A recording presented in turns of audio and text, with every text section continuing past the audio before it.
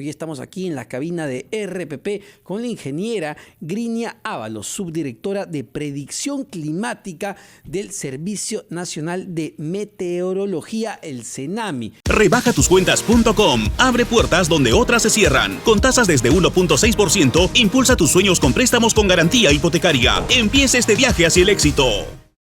¿Cómo está, ingeniera? Muy buenos días ante todo. Evidentemente nosotros queríamos iniciar esta conversación y el programa de hoy hablando de un fenómeno que nos puede golpear en cualquier momento y que ya nos ha golpeado en el pasado con consecuencias dramáticas y fatales. Y me refiero al fenómeno del Niño, porque el Servicio de Meteorología de los Estados Unidos, conocido como el NOAA, advierte de que el fenómeno del Niño ya ha comenzado.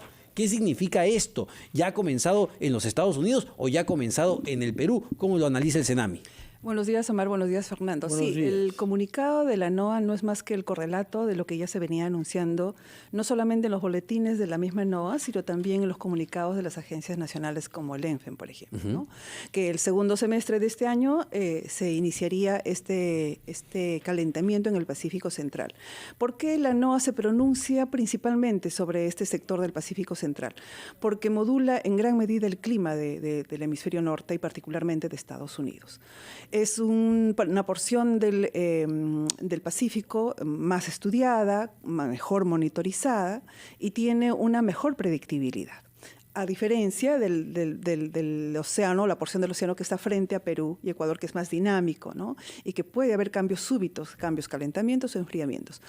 Pero en suma, el panorama es el siguiente. Frente a Perú, Ecuador, está el calentamiento, existe. Este calentamiento que empezó en febrero de este año, el Niño costero continúa. Ya la otra porción del Pacífico Central ya inició también un calentamiento. Las probabilidades y los pronósticos coinciden que esto va a continuar hasta el próximo año. Si esto se mantiene, que es muy probable, vamos a tener el próximo verano nuevamente un escenario más cálido, y para Perú significa dos cosas. Uno, que toda la costa norte o el sector noroccidental, centro-occidental, va a estar nuevamente en un escenario potencial para que puedan desarrollarse lluvias por encima de lo normal, porque el Niño costero continúa, pero además el Pacífico Central va a modular deficiencia de lluvias en la región andina y amazónica, principalmente en el sector sur amazónico. Solo una precisión muy rápida, a ver, de lo que está diciendo. Es decir, ya el fenómeno del Niño es una realidad, eso no cabe ninguna duda. ¿Cuándo en Perú empiezan las intensas lluvias, que es lo que generan el deslizamiento de tierra, los huaicos, las muertes, las afectaciones? ¿Cuándo empiezan las fuertes lluvias? Inician cuando empieza el periodo de lluvias normal, que es enero, febrero, marzo. Ese es el pico de lluvias en el año. Si a ese pico le sumas una condición cálida, las lluvias se exacerban. Si a ese pico le pones una condición fría, que es la Niña, más bien la atenúa, ¿no? Entonces, ese es el tiempo que se prevé para que puedan darse estos lluvias por encima de lo normal. Lo que se ha decidido por ahora es declarar en estados de emergencia 18 de las 25 regiones que componen nuestro territorio. ¿Cuáles son las que no están consideradas en estado de emergencia? ¿Qué cosa es lo que las preserva? Porque hay algunas regiones de la selva y de la sierra y sobre todo todas las de la costa, ¿no? En realidad, esta primera declaratoria o esta declaratoria de emergencia tiene una vinculación más directa con aquellas regiones que están expuestas a un impacto más directo del Niño costero. El Niño costero no necesariamente afecta a Puno, la Amazonía. El Niño costero afecta toda la vertiente occidental. Entonces, ese escenario, que es probable que ocurra, ya la ENFEN se ha comunicado que ha incrementado la probabilidad de hasta 77% respecto al 66% del comunicado anterior, genera un escenario potencialmente peligroso. Entonces, si hemos salido, o mejor dicho, seguimos en un evento del Niño que empezó en febrero, con ámbitos expuestos a lluvias intensas que fueron reforzadas por la presencia del ciclón Yaku, con un incremento impresionante de humedad y lluvias en gran parte de la vertiente occidental, y transitamos hacia otro periodo cálido, entonces sí es muy probable que esas zonas, principalmente las que fueron afectadas en este último Niño, continúen siendo el mismo escenario potencialmente peligroso. Es decir, la ubicación Es clarísima, porque, y corríjame si me equivoco, ingeniera, en el 2017, con el Niño Costero, las zonas que se inundaron fueron las mismas que se inundaron en esta oportunidad. Así es. Sí, hay un patrón de impactos ya conocidos por el fenómeno del Niño Costero. El Niño del Costero de 1925, no había mucha observación, digamos, no había mucha instrumentación que lo pueda demostrar, pero sí ya hay una evidencia importante de cómo en un contexto frío, como hemos estado hasta hace poco en un contexto de la Niña, bruscamente cambiaron las condiciones y de pronto entre febrero y marzo del año 1925 se generó un evento que le da incluso pie al nombre de El Niño, ¿no? Se acuña ese nombre. El otro evento similar al del año 25 es el del 2017. Ajá. Y muy en un espacio de tiempo muy corto viene este otro evento en el año 23. Por lo tanto, sí es importante considerar algo que subyace, ¿no? El contexto del cambio climático va a, digamos, a condicionar a la vez eventos El Niño cada vez más frecuentes, más intensos. En el último comunicado del IPCC ya hay una evidencia científica que el mismo IPCC avala sobre el Niño. Por lo tanto, estos shocks climáticos que siempre han existido, estos climas extremos es parte de la variabilidad del clima peruano. Siempre digo que el Niño es un evento irruptor en el clima desértico, seco, que digamos, cada cierto tiempo viene a recuperar acuíferos, ¿no? A hacer un balance hídrico, pero ya hay el aspecto de vulnerabilidad, de exposición, eso sí se ha incrementado, ¿no? Yo quisiera regresar al tema de las regiones concernidas, porque lo que interesa es tomar medidas preventivas y por eso saber exactamente cuáles son las zonas más afectadas, cuáles van a ser las zonas más afectadas y con qué fenómenos, porque acá el tema principal, lo más peligroso son las lluvias. Por supuesto que el calor en sí mismo trae muchas malas consecuencias y usted además lo asocia con el calentamiento global, lo cual le da mayor gravedad. Pero tenemos un problema con las lluvias porque la prueba ha sido hecha hace pocos meses que las ciudades no están preparadas y que tampoco las carreteras y otras obras de infraestructura pueden sobrevivir. Y sabemos perfectamente los ríos principales afectados por esto, entre los cuales los 3 grandes ríos de la costa norte, el Chira, el Piura y el Tumbes. Por eso quisiera saber, estas lluvias que prevén ustedes como consecuencia del fenómeno del Niño, ¿dónde se van a producir? ¿En qué parte de nuestro territorio? ¿Y sobre qué regiones van a tener impacto? Yo le ruego que nos lo conteste, por favor, después de una breve pausa que nos permita escuchar a los anunciantes de RPP.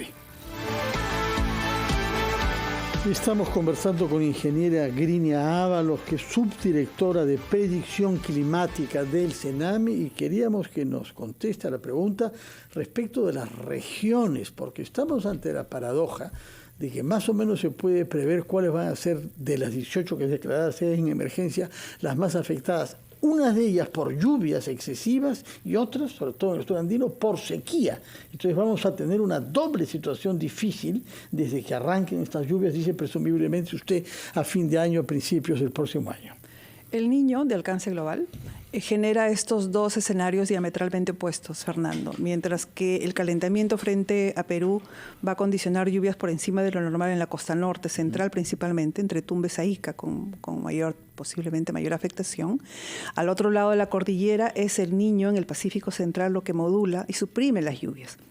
En el año 83, en pleno evento fuerte o muy fuerte del Niño, una porción del país estaba inundado, mientras que al otro lado de la cordillera las sequías tenían un impacto impresionante que generó inclusive algunas migraciones, algunos ya impactos sociales. Por lo tanto, ese es el Niño que no solamente afecta a nuestra región, afecta a muchas regiones del mundo, y por eso la preocupación que también la NOAA hace es explícito en sus comunicados, ¿no?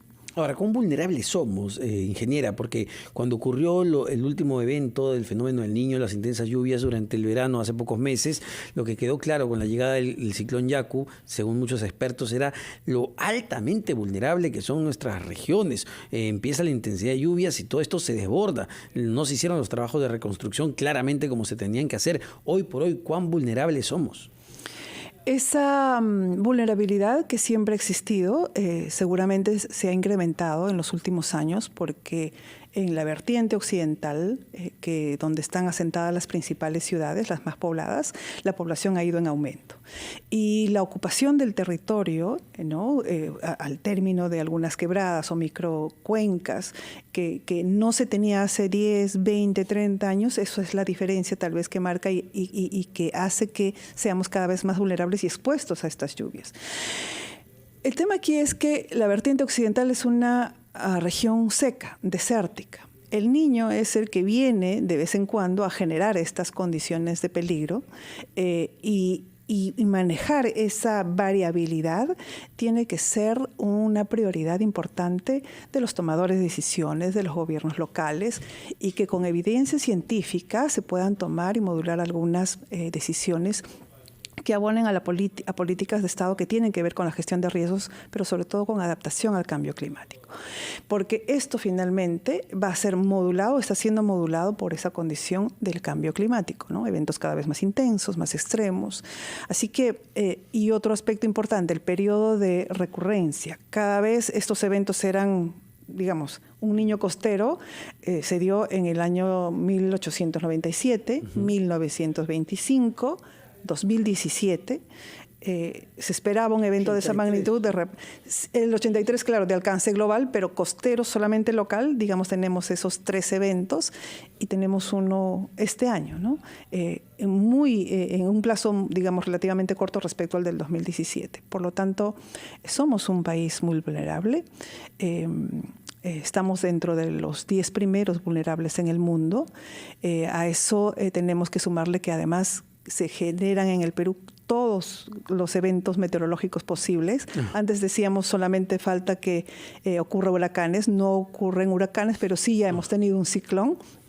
Por lo tanto, eso sí, va a tener que ser parte de la agenda para gestionar de manera exitosa un territorio, ¿no? Claro, lo suyo es algo científico, que es la predicción del clima.